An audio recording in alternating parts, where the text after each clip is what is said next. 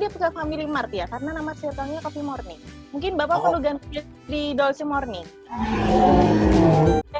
Jumlah anggota nggak boleh terlalu banyak, nggak boleh terlalu sedikit. Karena kalau terlalu sedikit, kamu jadi grup gibah nanti kan ya.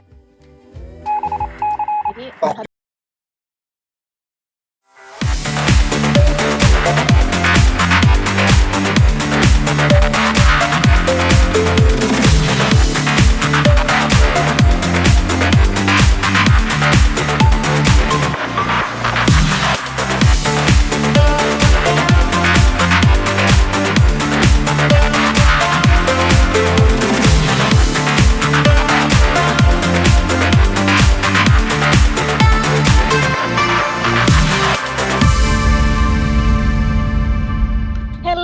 Sahabat Yaitu, salam inovasi. Perkenalkan, nama saya Eti dan welcome to IDM Webinars Innovation Series atau IDM Winners. Jadi ini adalah program sharing knowledge management tentang semua hal yang berhubungan dengan inovasi di Astra Data Motor.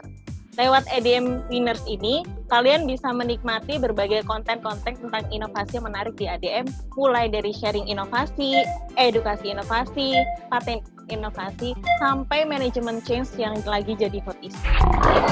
Bakal banyak banget media yang bisa kamu akses kapan aja, di mana aja, dan sambil ngapain aja. Ada YouTube channel dan IGTV iCare ADM, dan juga bisa lewat Instagram. Nantiin terus series-series terbaru dari kami yang bakalan nemenin aktivitas kamu sehari-hari dengan banyak info bermanfaat. ADM Winners, light up our excellent innovation value. Salam inovasi.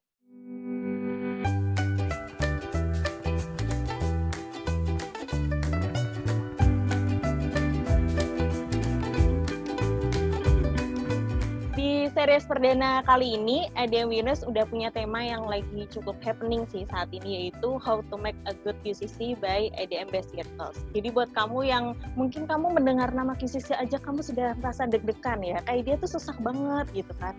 Gimana sih caranya kan? Nah, kita bakal bahas gimana caranya ber-QCC yang baik, yang bakalan dilakukan oleh Jawara Circle ADM Pilihan. Jadi aku sudah mengundang kakak-kakak terbaik ya, kakak-kakak terpilih. Ada kakak Tabroni dari Body 2 SAP dari Circle Coffee Morning. Aku rasa dia kayaknya tiap pagi biasanya dia pakai Family Mart ya, karena nama circle-nya Coffee Morning. Mungkin Bapak perlu ganti di Dolce Morning. Ada juga kakak Joko Hartono dari Production Fresh SAP dari Circle Astra Jisma. Jadi gimana nih, how to make a good QCC? Ada tips dan trik mungkin buat teman-teman yang aduh mendengar QCC aja aku sudah takut sekali gitu, rasanya susah banget gitu ber-QCC itu. Oke, mungkin hari ini saya mau sharing ya dari pengalaman ke pengalaman dari Coffee Morning maupun nanti kolaborasi dengan Astra Jisma ya Pak Joko. Saya udah menyiapkan materi untuk di-share, nanti mungkin ini bisa jadi tambahan pengetahuan teman-teman yang mau mengaplikasikan QCC di pekerjaannya masing-masing. Nah, ini saya udah mengumpulkan beberapa materi dari beberapa buku yang dirangkum jadi satu materi yang ini mau di-share hari ini ya. Mungkin hari ini fokus ke langkah 1 dan juga beberapa pengertian dari QCC di awal. Nah, dari awal untuk apa sih sebenarnya QCC menurut beberapa sumber yang sudah saya rangkum. Jadi QCC adalah kelompok kecil dari tempat kerja yang sama dan secara sukarela melakukan aktivitas pengendalian mutu secara terus-menerus. Dan ciri-ciri activity ini yang pertama yaitu aktivitasnya berkesinambungan secara bersama-sama, kemudian partisipasi seluruh anggota secara mandiri, jadi kalau sendiri-sendiri ya bukan QCC namanya. Kemudian menggunakan metode QC dan bagian dari aktivitas TQM. Mungkin dari Pak Joko mau menambahkan gimana? Ya, kalau untuk hal ini sih teman-teman ADM pasti sudah pada tahu karena sudah melakukan. Poin pentingnya itu adalah bahwa aktivitas ini itu dilakukan secara bersama-sama, jadi saling bahu-membahu, bantu-membantu dalam satu circle tersebut untuk menghasilkan suatu materi yang disebut dengan risalah dari QCC tersebut.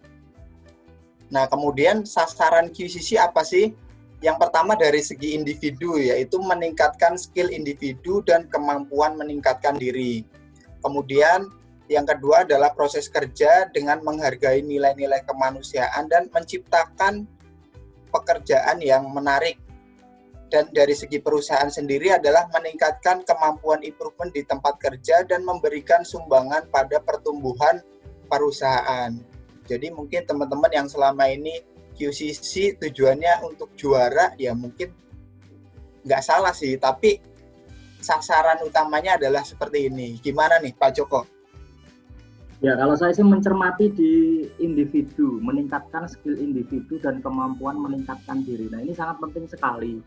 Sebagai seorang karyawan, kita kan harus mempunyai perbedaan antara hari kemarin dengan hari ini ataupun dengan hari esok.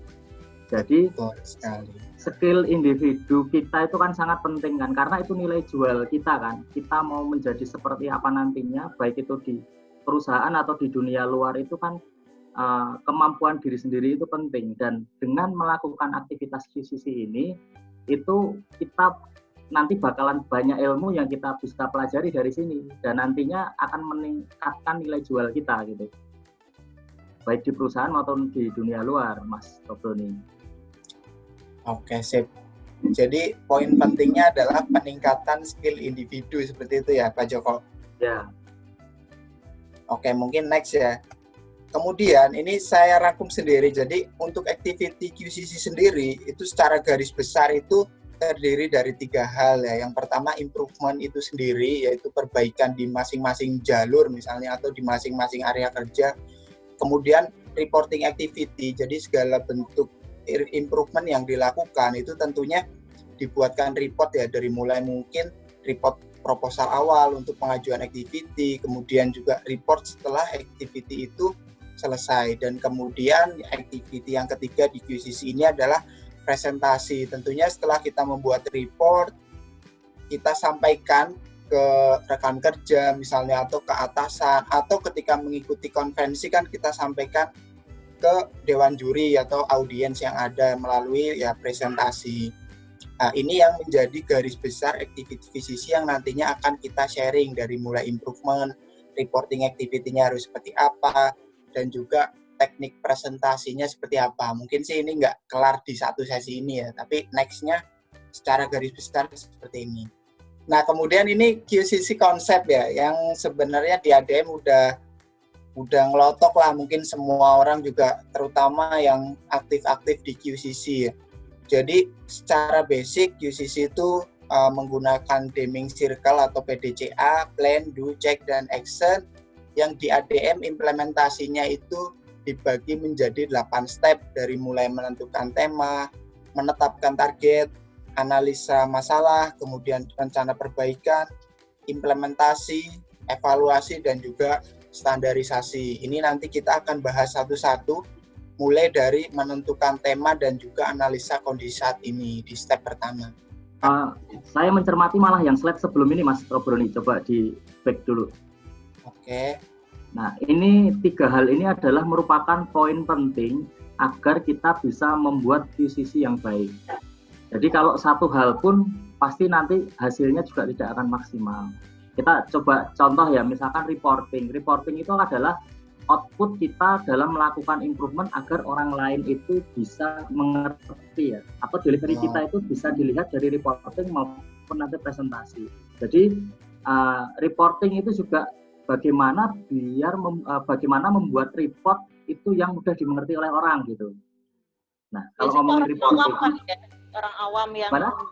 Yang orang Benar, awam. Jadi orang awam pun yang nggak ngerti ADM, baca report kita paham, itu berarti report yang bagus. Terus improvement juga kita untuk membuat QCC menjadi juara atau menjadi yang baik, itu improvementnya harus levelnya tinggi. Kita tahu bahwa level improvement itu ada bermacam-macam ya. Ada yang back to standard, ada yang Yoko Tank, ada yang juga breakthrough atau terobosan. Nah, kita harus mapping improvement kita di level mana. Semakin tinggi level improvement kita, pasti akan lebih menarik. Nah, yang nggak kalah pentingnya adalah presentasi juga. Nah, presentasi ini kalau kita mempunyai report yang bagus, improvement yang bagus, tapi kita nggak bisa mempresentasikan itu ya sama aja. Jadi memang 3 hal ini saling keterkaitan dan harus dikuasai oleh semua circle di ADM agar output QCC-nya nanti bisa baik dan juga bisa menjadi juara, seperti itu. Nah, kalau next halaman Mas Tobroni. Ini memang standar yang kita lakukan ya, QCC kita menggunakan 8 langkah. Dan jangan sampai langkah-langkah di sini juga kita tinggalkan atau kita tidak teliti, karena masing-masing langkah di sini ada nilainya. Dan ini juga bisa menemukan improvement yang bagus itu menggunakan langkah-langkah ini. Gitu. Itu Mas Broni. Oke, siap. Kemudian juga selain juga dari segi nilai ya, saya mungkin menambahkan bahwa tools langkah-langkah yang ada di sini juga menentukan efektivitas dari improvement kita ya tentunya. Jadi kita bisa aja mungkin membuat improvement yang luar biasa bagus, tapi sebenarnya efektif nggak sih improvement ini terhadap tujuan utama kita mengadakan activity, itu yang sebenarnya penting gitu ya. Selain juga kita ketika mengikuti konvensi tentunya akan mendapatkan nilai yang lebih bagus kalau misalnya kita melaksanakan QCC itu sesuai dengan step-step yang ada atau kriteria-kriteria yang udah ada. Itu. Jadi ya kita akan bahas satu persatu nanti secara detail dari mulai menentukan tema dulu kali ya, karena ini step pertama yang sangat krusial untuk next step berikutnya. Dan langkah ini harus urut ya Mas ya, maksudnya nggak boleh lompat-lompat gitu kan. Aku pusing jadi aku lompat aja ke langkah 3 gitu, nggak boleh ya? Nggak boleh dan nggak bisa sih sebenarnya, bukannya nggak boleh, nggak bisa. Kalau misalnya seperti langkah 2 belum gitu, atau langkah 1-nya belum kelar nih, mau loncat langsung ke langkah 3, di langkah 1 kan definisi yang harus didapat tuh masalahnya apa sih? Kalau masalahnya aja belum tahu, kita mau nganalisa apa di langkah 3 kan nggak bisa juga ya, Mas Joko ya, seperti itu bukan? Dukun kali ya Pak, nerawang kali. Kira-kira aku punya masalah ini. Nah itu. Boleh sih lompat tapi sesuai step. 1 lompat ke 2, lompat ke 3. Itu boleh. Boleh, benar-benar. Nah ini untuk menentukan tema itu ada 4 garis besar yang nanti akan kita sharing ya. Jadi yang pertama tuh objektif di menentukan tema itu sebenarnya apa sih, kemudian outputnya apa sih idealnya, dan kriteria reporting seperti apa yang masuk dalam kategori ya standar lah. Kemudian tools yang bisa dipakai itu apa saja. Nah ini nanti kita bahas secara detail. Mungkin dari yang pertama ya, objektif dari menentukan tema itu apa sih? Nah, objektif dari menentukan tema yang pertama adalah pembentukan tim, di mana ada syarat untuk membentuk tim QCC. Yang pertama adalah anggota mempunyai bidang pekerjaan yang sama. Kemudian yang kedua, jumlah anggotanya 4-10 orang. Dan yang ketiga, membuat struktur circle. Nah, ini penting ya, struktur circle dari mulai tema leader, circle leader, fasilitator, dan advisor-nya, karena nanti akan berpengaruh terhadap pembagian tugas ketika QCC itu dijalankan. Dan yang keempat adalah jumlah anggotanya jangan terlalu banyak atau terlalu sedikit. Dan kemudian hal penting lainnya di langkah 1 dalam pembentukan tim ini adalah pengukuran metrik skill seluruh anggota, karena ini akan menjadi bahan evaluasi nantinya setelah activity ini selesai. Skillnya meningkat nggak sih sebenarnya sesuai dengan tujuan QCC yang di awal ya, peningkatan skill individu, sehingga ini menjadi penting. Itu mungkin untuk pembentukan tim ya. Dari Pak Joko mungkin ada tambahan nih Pak Joko. Ya, kalau dilihat dari materi kayaknya pembentukan tim itu kok cuma data-data saja. Ini teman-teman jangan salah, justru di sini ini juga mempunyai nilai yang nanti akan menambah nilai dari QCC kita. Nah, kenapa kok seperti itu? Nah, kita kasih contoh struktur. Nah, di sini kan kita bisa bisa melihat struktur di kita itu kayak gimana, tema leadernya siapa, circle leadernya siapa, fasilitatornya siapa, advisornya siapa, dan juga di situ kalau nanti bisa ditambahkan ini Mas Tobroni, prestasi. Nah, misalkan prestasi apa yang sudah kita pernah capai, itu juga bisa sebagai ajang jualan kita. Oh ternyata circle ini pernah menjadi juara gitu, ataupun pernah nggak jadi juara-juara gitu kan. Jadi kan berarti orang ketika melihat, oh ini ternyata konsisten loh, walaupun belum menjadi juara. Terus yang pentingnya lagi apa? Matrix skill. Nah, seperti yang tadi dibilang ya, bahwa kita akan mendapatkan ilmu dari QCC ini. Nah, kelihatannya dari mana? Ya dari ukurannya dulu ya. Ukurannya pertamanya kayak gimana? Karena nanti di akhir akan dievaluasi matrix skill kita naik atau enggak, nambah ilmunya itu nambah ilmu apa gitu. Jadi makanya di sini penting. Dan teman-teman di ADM nanti dari komite itu akan membuat parameter untuk pengukuran dari matrix skill ini. Jadi nggak usah khawatir bagaimana cara ngukurnya sih. Jadi nanti ketika kita sudah ada, tinggal kita ngikutin aja cara-caranya di situ, dan akan kita bisa lihat setelah kita nanti langkah evaluasi, kita tuh nambah ilmu apa sih dari pelajaran QCC ini. Dan yang perlu dicatat, nggak nambah ya Pak, nggak nambah ilmu apa-apa gitu kan, bahaya ya. Jadi selama QCC ngapain aja kamu? Ya, nah, yang perlu dicatat gini Mbak Eti, tidak cuma ilmu QCC saja. Nah itu yang perlu dicatat, tidak cuma ilmu 7 tool, 8 langkah, atau ilmu-ilmu untuk improvement saja, tetapi ilmu-ilmu yang ada di dalamnya.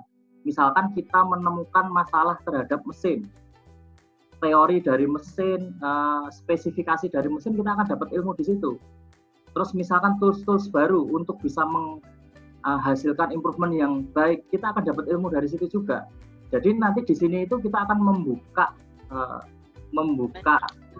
gerbang pemikiran kita terhadap ilmu-ilmu yang Nah ini jumlah anggota nggak boleh terlalu banyak, nggak boleh terlalu sedikit. Karena kalau terlalu sedikit, kamu jadi grup gibah nanti kan ya. Jadi harus, iya kan, kalau cuma bertiga, Pak, wah nggak ada ya. Jadi ini juga perlu diperhatikan gitu. Jangan, kalau kebanyakan kan tidak efektif mungkin ya Pak Kakak Joko atau Kakak Tobroni. Benar. Jadi kalau kebanyakan tuh gini, biasanya kalau pertemuan QCC yang setiap di QCCD itu yang ngomong 2 orang atau 3 orang, yang lainnya main HP gitu ya. Nah itu jadinya nanti nggak efektif kalau terlalu banyak itu. Jadi kalau orangnya tepat sesuai dengan jumlah dan mempunyai tugas masing-masing, punya peranan masing-masing, ya tentunya nanti akan efektif ketika meeting atau rapat QCCD tersebut. Oke, mungkin menambahkan juga ya, saya yang pengalaman sendiri ya. Jadi peningkatan skill selain juga yang sudah disebutkan tadi ya, dari misalnya pengetahuannya meningkat, kemudian skill improvementnya meningkat, misalnya menguasai teknologi tertentu misalnya, atau kalau saya sendiri sih yang paling dirasakan ya selain skill-skill hard skill tersebut, soft skill ya. Jadi kayak presentasi itu kan kayaknya sepele tapi ternyata agak susah juga gitu ketika implementasi. Mungkin Pak Joko tahu ya, saya dulu operator di 2 airline yang sama sekali nggak pernah tahu tuh sebenarnya presentasi seperti apa. Dan alhamdulillahnya dari 2016 ke sini tuh aktif di QCC, banyak belajar teknik presentasi seperti apa, kemudian cara ngomong, intonasinya tuh seperti apa. Mungkin itu agak kelihatan sepele ya, tapi ya di QCC ini kita bisa belajar gitu. Yang penting kita bisa membuka diri untuk mau terus mengeksplor lah, istilahnya seperti itu. Langkah selanjutnya apa nih? Mengumpulkan data ya? Mengumpulkan data. Sebelum ke mengumpulkan data ini mungkin struktur yang ideal itu seperti apa sih? Ini saya ambil dari materi training ya di HRD maupun di AI sama. Jadi struktur organisasi QCC ideal itu seperti ini ya. Dari yang paling bawah tuh anggota circle, kemudian atasnya tema leader, atasnya ada QC leader, kemudian fasilitator, atasnya lagi sponsor, dan atasnya lagi advisor sampai dengan steering committee. Kalau misalnya kita tarik garis horizontal ke kiri, itu level-level sesuai dengan organisasi perusahaan di ADM. Misalnya untuk team member itu bisa jadi tema leader dan juga bisa jadi anggota. Kemudian group leader idealnya jadi QC leader. Nah ini mungkin yang sekarang itu masih agak rancu ya, tema leader dan QC leader itu seperti apa? Mungkin Mas Joko nih bisa menambahkan nih. Ya, QCC leader, tema leader. Nah, QCC leader itu adalah struktural ya. Maksudnya ya dia pemimpinnya atau pemimpin dari si circle tersebut. Kalau ngomongin tema leader, dia akan memimpin di tema-tema tertentu. Jadi ketika beda tema, bisa ganti tema leader, bisa. Siapa? Ya dari anggota. Anggotanya nanti akan bisa berganti-ganti itu tema leadernya. Untuk tema yang periode sekarang gitu, yang konvensi 32, misalkan Mas Tobroni. Nah nanti di periode 33 kita ganti ke anggota yang lain, bisa nggak? Bisa gitu. Jadi perbedaannya kalau ngomongin secara struktural ada di QCC leadernya ya. Tema leader nanti bisa berganti-ganti. Nah, kenapa kok penting tema leader itu? Karena kalau nanti orangnya yang menjadi tema leader itu QCC leader, yang berkembang hanya si QCC leader saja. Anggotanya tidak akan berkembang. Makanya ada yang namanya tema leader. Supaya apa? Supaya nanti masing-masing anggota itu bisa menjadi leader. Latihan kepemimpinan juga di sini. Nah, sekalian saya tambahkan ya, Mas Tobroni, kenapa kok organisasi QCC ini penting? Nah, keefektifan dari aktivitas QCC itu sangat tergantung sekali dengan role dan responsibility di masing-masing level atau masing-masing struktural yang ada di struktur QCC ini. Jadi, misal fasilitator, tugasnya apa? Itu benar-benar seorang fasilitator itu dia harus tahu. Namanya juga fasilitator ya, dia harus bisa memfasilitasi. Apa yang difasilitasi? Yang pertama apa? Tentunya ilmu, langkah. Jadi seorang fasilitator harus lebih paham langkah QCC dari langkah 1 sampai langkah 8. Tools dia juga harus paham. 7 tools, new 7 tools. Dari semua tools dia harus paham. Kenapa? Karena nanti kalau circle itu bertanya, dia nanyanya ke fasilitator. Dia harus memfasilitasi. Di samping itu, ngomongin tentang KPI. KPI ya, KPI kalau nggak paham nanya siapa? Ya nanya ke fasilitator. KPI-nya tuh kayak gimana? Dan tidak cuma dari segi teknis ya Mas Tobroni ataupun Mbak Eti. Non teknis juga, misalkan lagi meeting gitu. Fasilitator ya memfasilitasi tempatnya, memfasilitasi misalkan makanannya, minumannya. Itu harus difasilitasi oleh fasilitator supaya jalannya pertemuan QCC itu juga bisa lancar. Itu sih Mas Tobroni. Oke, artinya untuk tema leader nggak harus tim leader ya, artinya tim member pun bisa jadi tema leader. Oke, siap. Mungkin ini yang jadi note teman-teman semuanya bahwa ya selama ini yang jadi tema leader nggak harus tim leadernya, membernya juga bisa. Nah itu juga bisa jadi acuan teman-teman ya di bawah bahwa nggak harus tim leader yang jadi tema leader. Oke, siap. Saya lanjut ya. Mbak Eti, ada yang mau ditanyain nih kayaknya ini.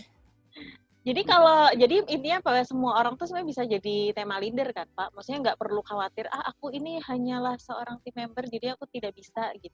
Jadi nggak perlu khawatir lah ya. Semua orang tuh bisa sebenarnya. Benar Mbak Eti. Semua orang itu bisa. Justru malah ini ajang kita untuk latihan untuk menjadi leader yang sebenarnya nanti di struktur ADM. Member bagaimana nanti menjadi leader, menjadi foreman, menjadi supervisor, ya belajar dari tema leader itu. Dan nggak usah takut kalau bingung, kan ada fasilitator, ada circle leader, tinggal bertanya. Malu bertanya sesat di jalan ya. Walaupun kebanyakan bertanya memalukan. Banyak bertanya Enggak juga sih. Oke, mungkin yang next informasi bisa kita lanjutin di episode kedua kali ya. Mungkin udah banyak yang biar mereka makin penasaran sebenarnya gimana sih aku tuh pengen jadi tema leader gitu. Jadi gimana caranya? Bisa kita bahas ke sesi kedua, ke next episode. Oke, itu tadi adalah episode pertama untuk ADM Winners kali ini. Jadi buat kamu yang masih punya banyak pertanyaan, nggak ngerti mau, aduh aku masih ingin bertanya gitu, atau masih ada yang nggak ngerti, kamu tinggalin aja pertanyaan di kolom komentarnya YouTube-nya iCare ADM. So see you next time. Sampai jumpa di episode selanjutnya. ADM Winners, light up our excellent innovation value. Salam inovasi.